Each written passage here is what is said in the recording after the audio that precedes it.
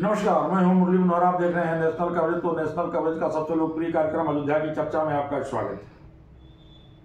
बस 1992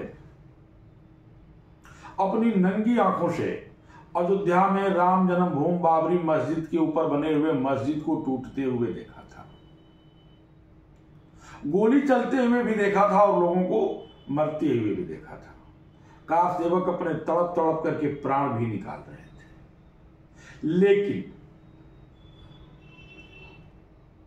अयोध्या में 22 जनवरी को प्राण प्रतिष्ठा के अवसर पर विहंगम दृष्टि देख करके, अनुपम दृष्टि देख करके, सुंदरता को देख करके, दिव्य भव्य और सुंदर मंदिर को देख करके भाव विभोर हो गए उत्तर प्रदेश के मऊ जनपद के भारतीय जनता पार्टी के जिला अध्यक्ष रहे, भारतीय जनता पार्टी के प्रदेश कार्य समिति के सदस्य, जिनके नेतृत्व में मऊ जनपद से हजारों के कार्यकर्ता कार सेवा में अयोध्या गए हुए थे। वो कोई और नहीं बल्कि भारतीय जनता पार्टी के वरिष्ठ नेता हौसला प्रसाद उपाध्याय जी हैं। आइए हम इनसे बातचीत करते हैं। हम आपकी जानकारी के लिए बता दें कि राम जन्मभूमि तीर्थ क्षेत्र ने हौसला प्रसाद उपाध्याय को भी अयोध्या में 22 जनवरी को होने वाले प्राण प्रतिष्ठा के कार्यक्रम में निमंत्रण दे करके बुलाया था और हौसला प्रसाद उपाध्याय उस कार्यक्रम में गए थे। वहां की दिव्यता, सुंदरता की छटा को देख करके भाव विभोर हो गए, आपकी आंखों में आंसू भी आ गया। इन तमाम बिंदुओं पर चर्चा करने के लिए हमारे साथ जो है जुड़ चुके हैं हौसला प्रसाद उपाध्याय जी। जी, आपका नेशनल कवरेज में बहुत बहुत स्वागत है। आपको तीर्थ क्षेत्र ने आमंत्रण देकर के बुलाया है। आप बहुत भाग्यशाली व्यक्ति हैं। आप भगवान राम के दूत भी माने जा सकते हैं। जिनको तीर्थ क्षेत्र में बुलाया गया वो भगवान का निश्चित तौर पे दूत के रूप में देखा जा रहा है। आपके नेतृत्व में हजारों कार्यकर्ता कार सेवक भी बन करके अयोध्या गए थे और 1992 की घटना का थोड़ा सा आप व्याख्या करें। देखिए, 1992 में लोग जन्मभूमि का जो आंदोलन चल रहा था जी, लोगों के मन में श्रद्धा ही नहीं, विश्वास था कि राम मंदिर पर जिसे तोड़ करके बाबरी मस्जिद मीर बाकी के द्वारा बनाई गई है, जी जी, ये मन में लोगों के बहुत आक्रोश था। जी, विश्व हिंदू परिषद ने जब आंदोलन शुरू किया तो लोगों को लगा कि नहीं, हमें इसमें चलना चाहिए। और जब एकात्मता यज्ञ शुरू हुआ और दीवारों पर नारे लिखे गए, मैं उस समय प्रारंभिक कार्यकर्ता था। जी जी, तो नारे लिखे गए कि स्वर्ग से नैयर करे पुकार। जी, के नैयर की आप बात कर रहे हैं। के नैयर की, जो 1949 में वहां जिलाधिकारी थे और मूर्ति का विग्रह उन्होंने कराया। हाँ जी, तो नैयर साहब के समय मूर्ति का प्रकटीकरण वहां हुआ था। जी जी जी। फिर हिंदू जनमानस के अंदर ये चेतना आई कि हम भाई हिंदू 60 करोड़ ताला देंगे तोड़ मरोड़। जी, यहां से आंदोलन शुरू हुआ। हिंदुओं का एक बड़ा समूह निरंतर उद्वेलित रहता था कि हमारे राष्ट्रीय गौरव, राष्ट्रीय अस्मिता और हमारे मान बिंदु राम, हमारे जो आदर्श हैं, उनकी जन्मभूमि पर बाबरी मस्जिद बनी हुई है। जिसको मस्जिद नहीं मानते उसको ध्वंस करने के लिए एक जनाक्रोश। 1992 की घटना क्या थी? 92 की घटना थी कि जनाक्रोश था जी, और लोगों ने तय किया कि हम इस बार चलेंगे तो भजन कीर्तन नहीं करेंगे, हम पूजा पाठ नहीं करेंगे, हम सरजू में स्नान करेंगे और बाबरी मस्जिद का नामो निशान मिटा देंगे, बाबरी मस्जिद को ध्वंस करेंगे। और वही परिणाम आया। आप तो उस समय भी कार सेवक थे जिस समय अयोध्या में गोली चली थी और सैकड़ों जो है कार सेवक मारे गए थे। सरजू जी का जल जो है रक्त रंजित हो गया था, वहां लाशें बिछ गई थी, वो भी दृश्य आपने अपने निगाहों से देखा था। आप कि मेरी नंगी आंखों ने लोगों को मरते हुए, लोगों को तड़पते हुए देखा है।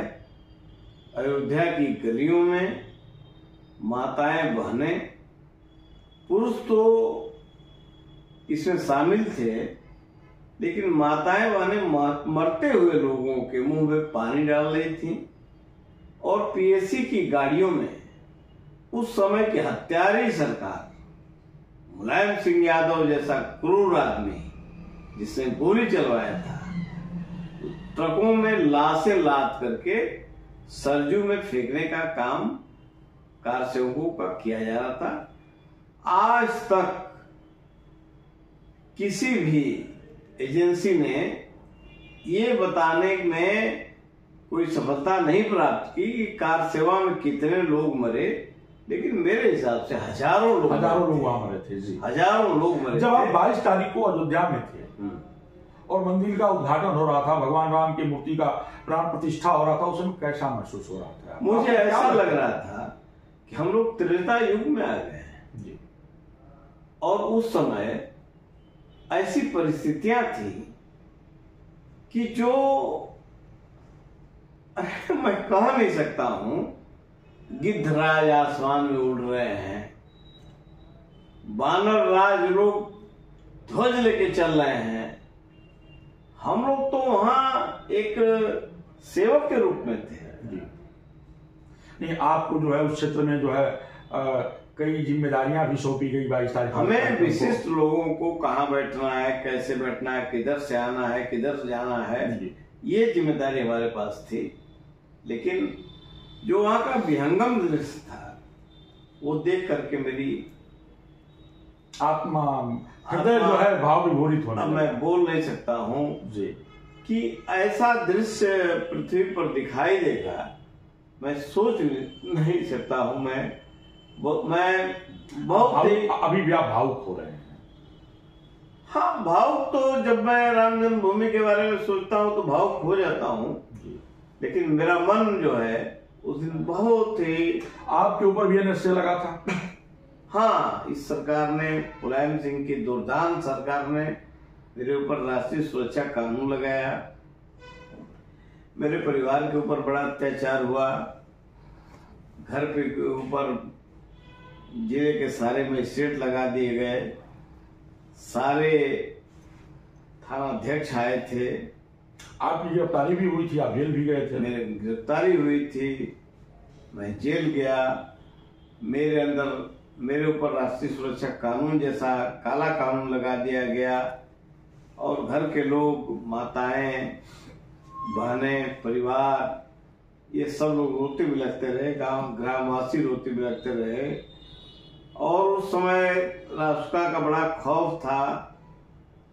6 महीने पहले जमानत नहीं होती थी, लेकिन मैं धन्य है अटल बिहारी वाजपेयी जी का कि ये सारा माहौल शांत होते ही उन्होंने मुलायम सिंह को कहा कि हौसला उपाध्याय को से राष्ट्र उठाओ, और मेरे ऊपर से राष्ट्र अटल जी के कहने पर उठाई गई। आप तो आडवाणी जी के भी बहुत करीबियों में से रहे हैं। आडवाणी जी की रथ यात्रा का तो जिस पर मोदी जी बैठे थे, मैं जिसका नेतृत्व मोदी जी कर रहे थे, उसकी सबसे बड़ी सभा अगर मऊ में हुई थी, पूरे प्रदेश में सबसे बड़ी सभा आडवाणी जी की मऊ में हुई थी, जिसमें लाखों लोग रेलवे मैदान से लेकर भीटी तक खचाखच भरा था और लोग आडवाणी जी को सुनने आए थे, आडवाणी जी को देखने आए थे।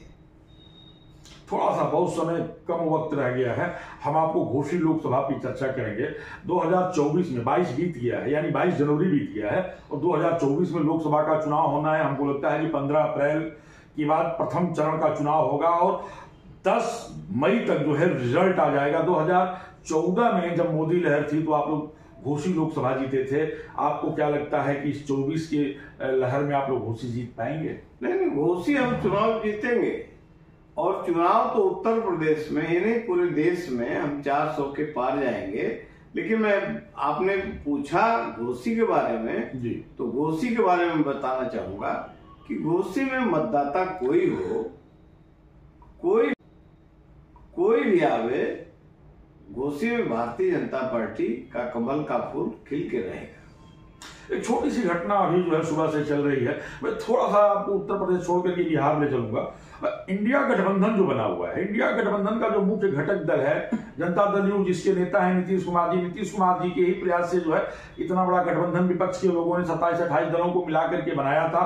लेकिन आज सुबह से ही लालू यादव और नीतीश जी के बीच में जो है दूरियां बढ़ती नजर आ रही हैं। लालू जी की लड़की जो है, जो शास्त्री हैं, वो राजनीति में आई हैं और बिना नाम लिए नीतीश कुमार जी ने जो है एक ट्वीट किया है कि परिवारवाद पे कहा है और उसके बाद से तख्तियां बढ़ती जा रही हैं। वहीं बीजेपी ने भी कह दिया है कि नीतीश जी अगर लोग मुख्यमंत्री का पद छोड़ दें तो उन्हें गठबंधन में शामिल किया जा सकता है। तो क्या ये मोदी जी की लोकप्रियता है या 2024 में विपक्ष की हार की बौखलाहट है? देखिए, मैं 1980 से भारतीय जनता पार्टी का लगातार आज तक पदाधिकारी हूं जी। नीतीश कुमार न मेरी कभी पसंद थे, न आज हैं, न रहेंगे। ये अवसरवादी हैं। लालू प्रसाद जो हैं वो वंशवादी हैं। अवसरवाद और वंशवाद के ऊपर बिहार के अंदर राष्ट्रवाद का झंडा गड़ेगा, इसको कोई रोक नहीं सकता है। ये इन लोगों के काल नेमी जैसे लोगों के ये रूप हैं, ये विभिन्न रूपों में अपना बदल करके आते रहते हैं। और तो आप सुन रहे थे हौसला प्रसाद उपाध्याय जी को, आप भारतीय जनता पार्टी के प्रदेश कार्य समिति के सदस्य हैं। इंटरव्यू के बीच में जब भी अयोध्या की बात चर्चा हो रही थी, जब भी प्राण प्रतिष्ठा की चर्चा हो रही थी, 1992 की चर्चा हो रही थी, कार सेवकों पर गोली की चर्चा हो रही थी, तो बार बार आप भावुक हो जा रहे थे।